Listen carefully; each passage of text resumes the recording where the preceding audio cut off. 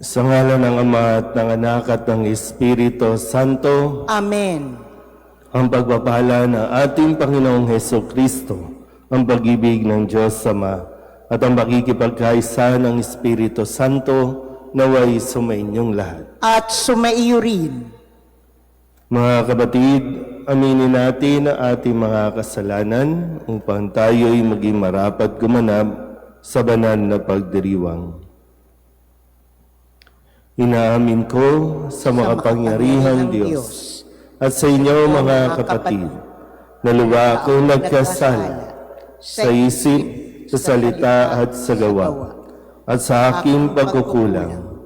Kaya isinasamo ko sa mahal na Birheng Maria, sa lahat ng mga anghel at mga banal, at sa inyo mga kapatid, na ako'y panalangin sa Panginoong ating Diyos. Kawaan tayo ng makapangyarihang Diyos, patawarin tayo sa ating mga kasalanan at patnubayan tayo sa buhay na walang hanggan. Amen. Panginoon, kaawaan mo kami. Panginoon, kaawaan mo kami. Kristo, kaawaan mo kami. Kristo, kaawaan mo kami. Panginoon, kaawaan mo kami. Panginoon, kaawaan mo kami. Manalangin tayo. Ama naming makapangyarihan, gawin mo ang aming maipahayag na ang Panginoong nabuhay at nananaig sa lahat upang kami makatanggap sa mga kaloob na nakikita bilang sangla ng mga bigay niyang lingid sa aming mata. Ngayon siya'y namamagitan kasama ng Espiritu Santo magpasawalang hanggan. Amen.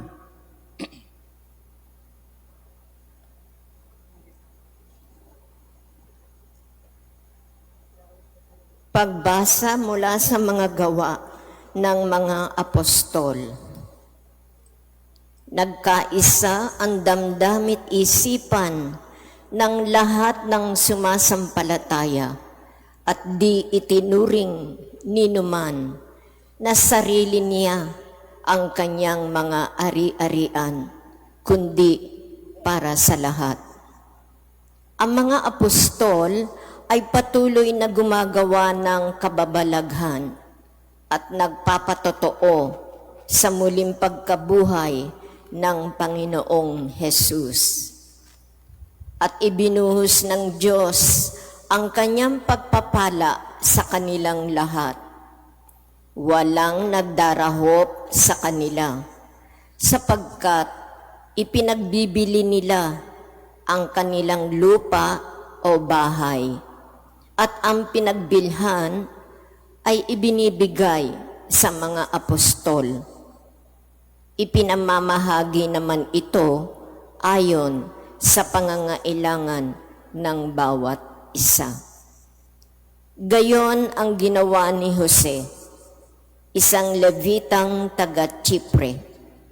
Kaya't Bernabe ang itinaguri sa kanya ng mga apostol. Ibig sabihin, matulungin. Ipinagbili niya ang kanyang bukid at ibinigay sa mga apostol ang pinagbilhan. Ang salita ng Diyos. Salamat sa Diyos. Panginooy naghari na, ang damit niya'y maharlika. Panginooy naghari na, ang damit niya'y maharlika. Panginooy naghahari na ang suot sa katawan ay damit na maharlika at batbat ng kalakasan. Panginooy naghari na, ang damit niya'y maharlika. Ang sandigan ng daigdig, matatag ang pinatungan. Kahit ano ang gawin pa'y hindi ito magagalaw. Ang trono mo ay matatag simula pa noong una. Bago pa ang ano paman, likas ika'y naroon na. Panginooy naghari na, ang damit niya'y maharlika. Walang hanggan, Panginoon, ang lahat ng tuntunin mo. Sadyang banal, matatag ang sambahang iyong templo. Panginooy naghari na, ang damit niya'y maharlika. Magsitayo po ang lahat.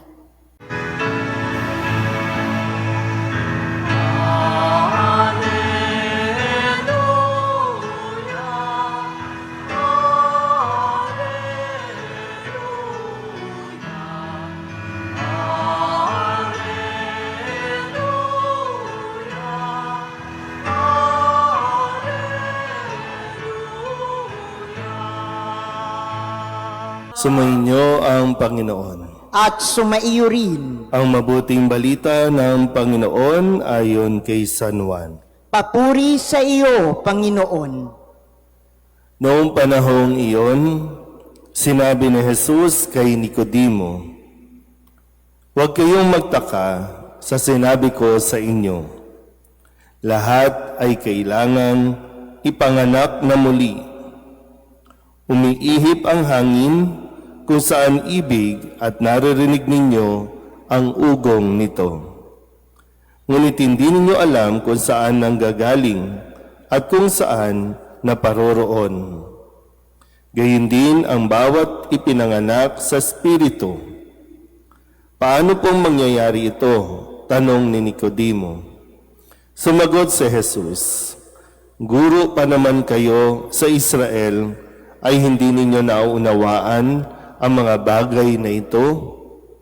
Tandaan ninyo, ang aming nalalaman ang sinasabi namin at ang aming nasaksihan ang pinatototohanan namin, ngunit hindi ninyo tinatanggap ang aming patotoo.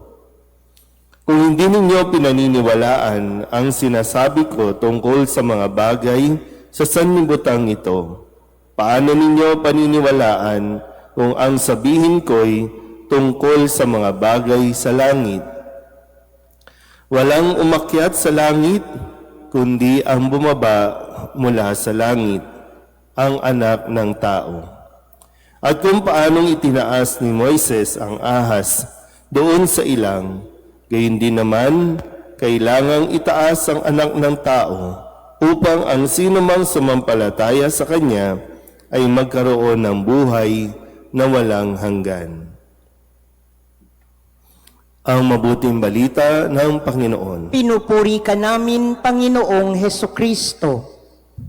Isang mapagpalang umaga po sa inyong lahat.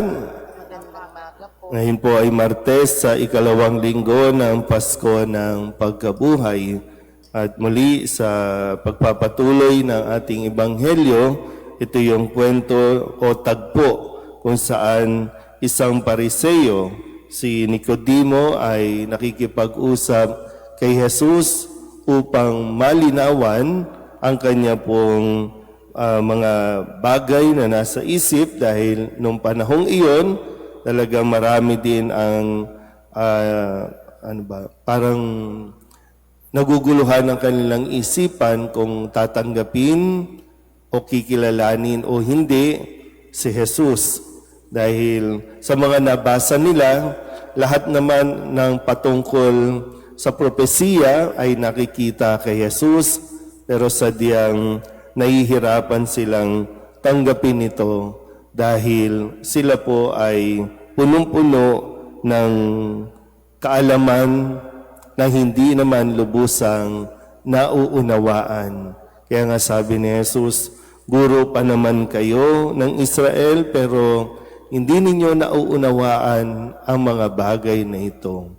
So ano ba yung mga bagay na umahadlang sa atin para lubusan nating tanggapin si Kristo? Kasi hindi sapat, tandaan niyo po, hindi sapat na mayroon kang alam tungkol kay Kristo.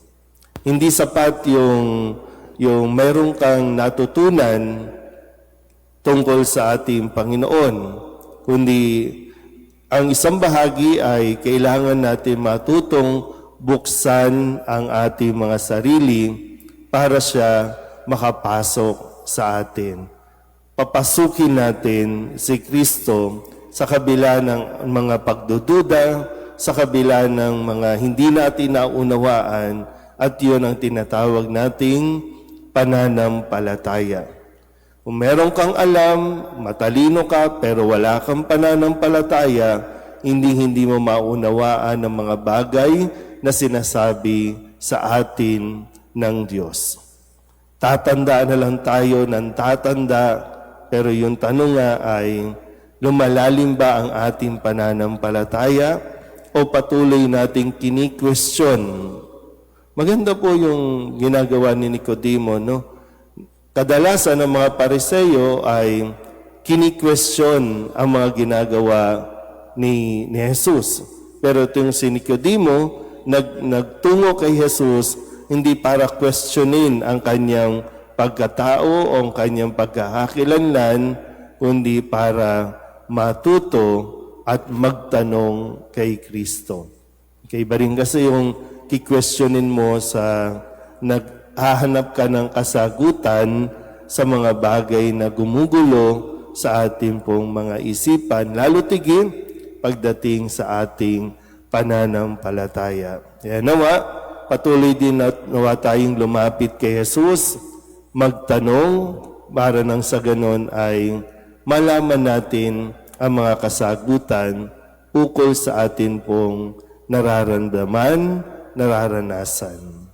Kaya idulog din natin sa Panginoon na maging bukas ang isipan, no? Lalo na ng mga leader ng mga bansang nasasangkot sa mga kaguluhan, sa mga gera, kasi ito yung mga leader na akala nila alam na nila ang lahat, akala nila sila ang nakakaalam ng kung ano ang dapat gawin, pero sa kalaunan ay kaguluhan lang ang naidudulot nito. Kaya sino man, no, ng mga leader na naghahangad na manungkulan dahil akala nila ay alam nila at nasa kanila ang lahat ng solusyon, ipagdasal natin na nawa ay mas maging mapagpakumbaba sila, lalo tigit sa pagtanggap sa mga turo at aral ng ating Panginoong Hesukristo.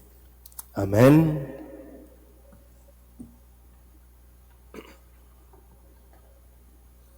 Manalangin tayo sa Diyos Ama na sa pamamagitan ng Kanyang Espiritu ay muling nabuhay si Kristo at siya ring magbibigay ng buhay sa ating mga mortal na katawan.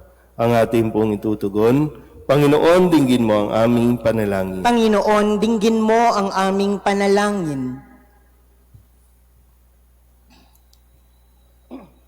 Ang mga ginawaran ng katungkulan, naway pukawin ng Espiritu sa pagtupad ng kanilang pamumuno ayon sa diwa ng pag-ibig at paglilingkod.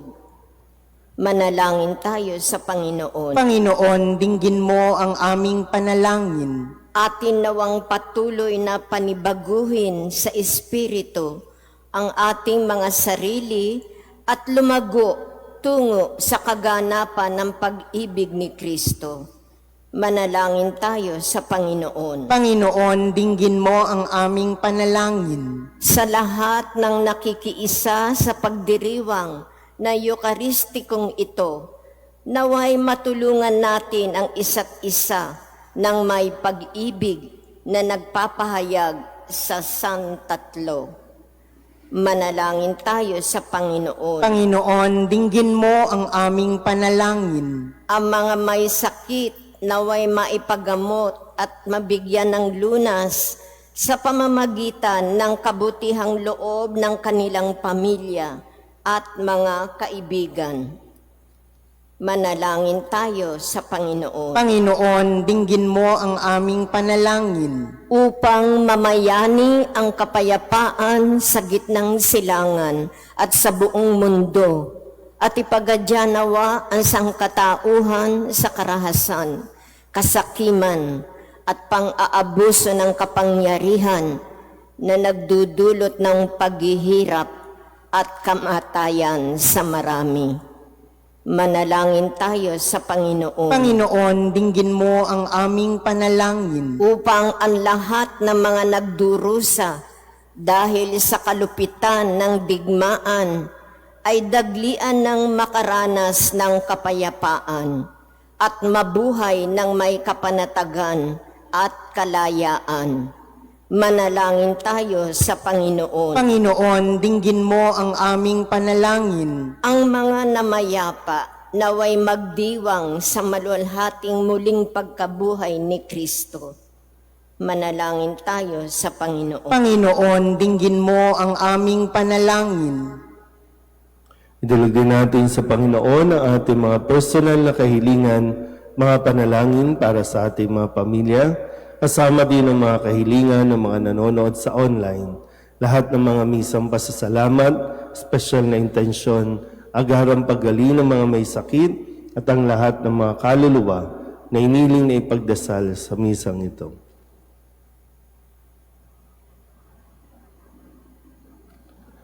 Ang lahat ng ito ay iniling namin sa ngalan ni Kristong aming Panginoon. Amen.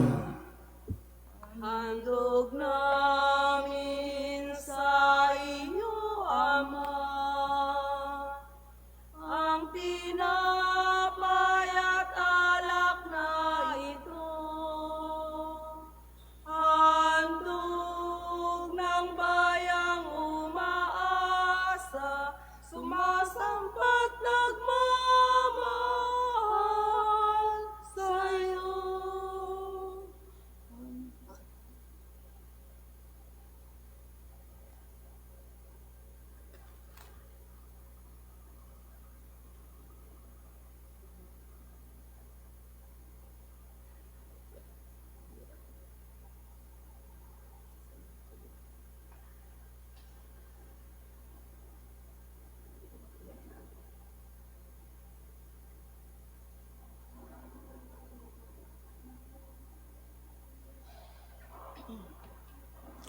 Manalangin kayo mga kapatid upang paghahain natin ay kalugdan ng Diyos Amang makapangyarihan. Tanggapin nawa ng Panginoon itong paghahain sa iyong mga kamay, sa kapurihan niya at karangalan, sa ating kapakinabangan at sa buong sambayanan niyang banal. Ama naming lumikha, ipagkaloob mong kami ay laging magalak sa pagdiriwang ng Pasko ng pagkabuhay ng iyong anak, upang ang ginagawang patuloy na pagsagip sa amin ay maging sanhi ng aming ligayang walang maliw. Sa pamamagitan niya, kasama ng Espiritu Santo, magpasawalang hanggan. Amen. Sumainyo ang Panginoon. At sumaiyo rin. Itaas sa Diyos ang inyong puso at diwa. Itinaas na namin sa Panginoon. Pasalamatan natin ang Panginoong ating Diyos. Marapat na siya'y pasalamatan.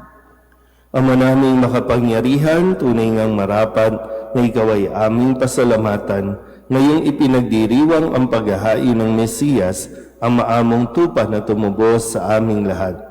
Sa paghahain ng sariling buhay at sa pagkabuhay ng anak mong mahal, nabuksang ganap ang iyong tahanan at kaming pinaghaharian mo'y naging kasambahay. Sa pagkamatay niya sa krus, nalupig ang kamatayan. Sa kanyang pagkabuhay, naging buhay siya ng tanan. Kaya kaysa ng mga anghel na nagsisiawin ng papuri sa iyo na walang humpay sa kalangitan, kami nagbubunyi sa iyong kadakilaan.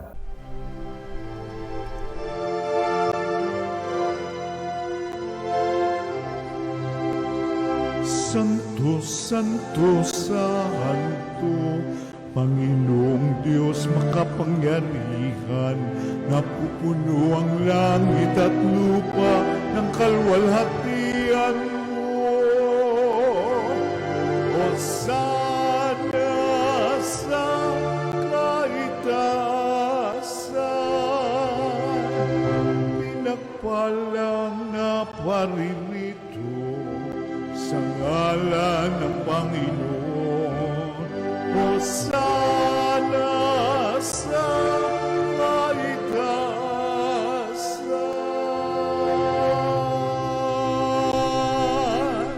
Ama naming banal, ikaw ang bukal ng tanang kabanalan. Kaya't sa pamamagitan ng iyong Espiritu, gawin mong banal ang mga kaloob nito upang para sa aming maging katawan at dugo ng aming Panginoong Heso Kristo. Bago niya pinagtiis ang kusang loob na maging handog, inawakan niya ang tinapay, pinasalamatan kaniya, pinaghati-hati niya iyon, iniabot sa kanyang mga alagad at sinabi, "Tanggapin ninyong lahat ito at kanin, ito ang aking katawan na ihahandog para sa inyo."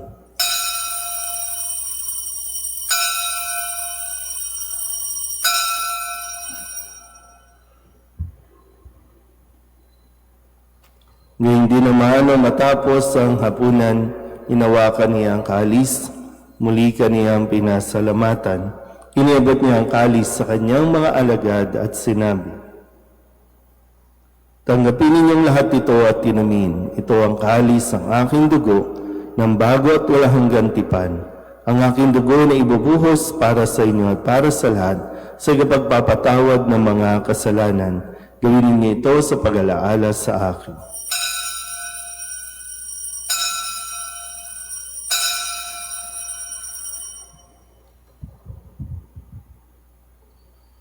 Ipagbunyi natin ang misteryo ng pananampalataya. Si Kristo'y namatay, si Kristo'y nabuhay, si Kristo'y babalik sa wakas ng panahon. Ama, ginagawa namin ngayon ang pag-alaala sa pagkamatay at muling pagkabuhay ng iyong anak. Kaya tiniaalay namin sa iyo ang tinapay na nagbibigay buhay at ang kalis na nagkakaloob ng kaligtasan. Kami nagpapasalamat dahil kami iyong minarapat na tumayo sa harap mo para maglingkod sa iyo. Isinasamo namin kami magsasalo-salo sa katawan at dugo ni Kristo ay mabuklod sa pagkakaisa sa pamamagitan ng Espiritu Santo. Amalingapin mo ang iyong simbahang laganap sa buong daigdig. Puspusin mo kami sa pag-ibig kay San Elio na aming Papa at ni Jose na aming Obispo at ng Tanang Kaparian. Alalahanin mo rin ang mga kapatid naming nahimlay na may pag-asang sila'y muling mabubuhay, gayon din ang lahat ng mga pumanaw. Kawaan mo sila at patuloyin sa iyong kaluwanagan. Kawaan mo at pagindapating kaming lahat na makasalo sa iyong buhay na walang wakas. Kaysa ng mahal na Birheng Maria na ina ng Diyos, ng kabiyak ng puso niyang si San Jose, kaysa ng mga apostol at ng lahat ng mga banal na namuhay dito sa daigdig ng kalugod-lugod sa iyo, may pagdiwang nawa namin ang pagpupuri sa kararangal mo sa pamamagitan ng iyong anak na aming Panginoong Heso Kristo. Sa pamamagitan ni Kristo, kasama niya at sa Kanya, ang lahat ng parangal at papuri ay sa iyo, Diyos amang makapangyarihan, kasama ng Espiritu Santo, magpasawalang hanggan.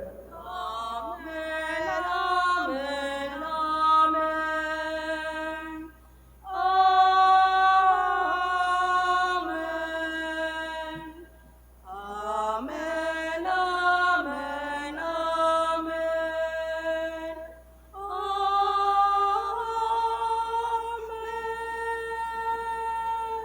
Sa tagubili ng mga nakagagaling na utos at turo ni Jesus sa Panginoon natin at Diyos, ipahayag natin ang lakas loob.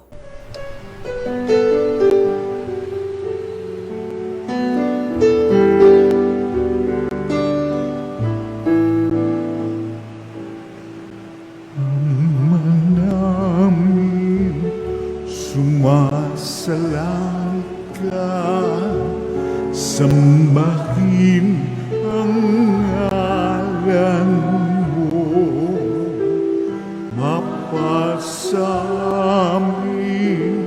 ang kaharian mo, sundin ang loob mo dito sa lupa para nang sa langit. Bigyan mo po kami ngayon ng aming kakanin sa araw-araw at patawarin mo kami sa aming mga sala para ng pagpapatawa namin nagkasala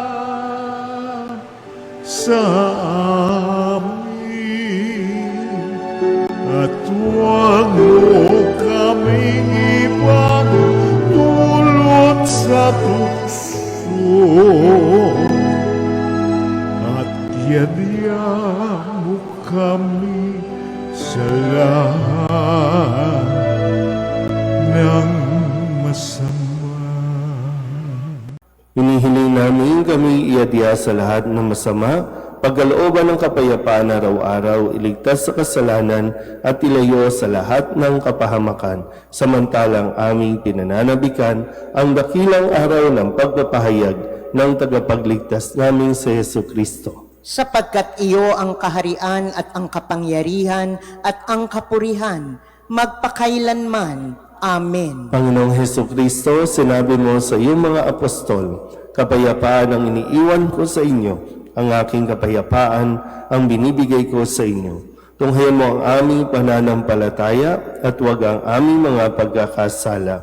Pagkalooban mo kami ng kapayapaan at pagkakaisa ayon sa iyong kalooban, kasama ng Espiritu Santo, magpasawalang hanggan. Amen. Ang kapayapaan ng Panginoon ay laging sumainyo. At sumaiyo rin. Mabigayan tayo ng kapayapaan sa isa't isa.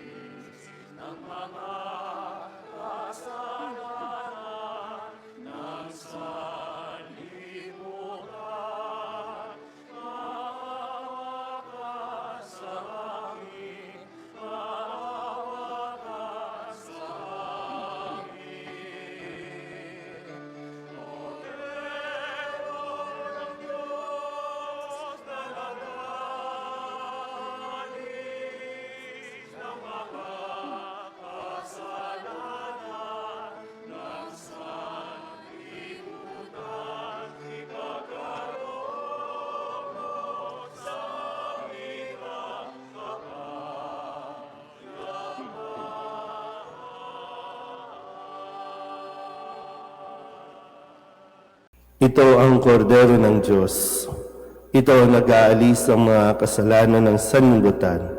Mapalad ang mga inaanyayahan sa kanyang piging. Panginoon, hindi ako karapat-dapat na magpatuloy sa iyo, ngunit sa isang salita mo lamang ay gagaling na ako.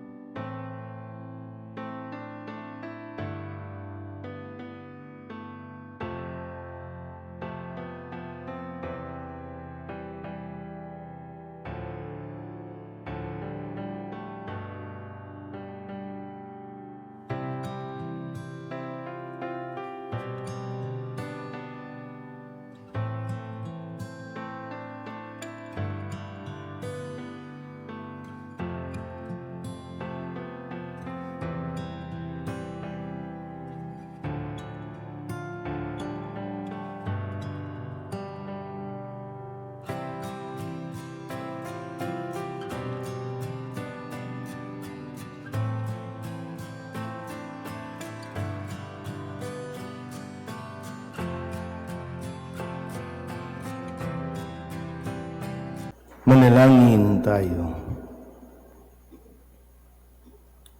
Ama naming mapagmahal, ang aming mga pagluhog ay iyong pakinggan para sa pagkakamit ng iyong tulong sa amin araw-araw at para sa pagkakaloob ng ligayang walang katapusan na pawang idinudulot ng banal na pakikinabang sa pagdiriwang ng pagpapalitan ng iyong bigay at aming alay sa pamamagitan ni Jesucristo kasama ng Espiritu Santo magpasawalang hanggan. Amen. Sumainyo ang Panginoon. At sumaiyo rin. At pagpalain kayo ng makapangyarihang Diyos, Ama at Anak at Espiritu Santo. Amen. Tapos sa banal na misa, humayo tayo sa kapayapaan ni Kristo. Salamat sa Diyos. Magandang umaga po.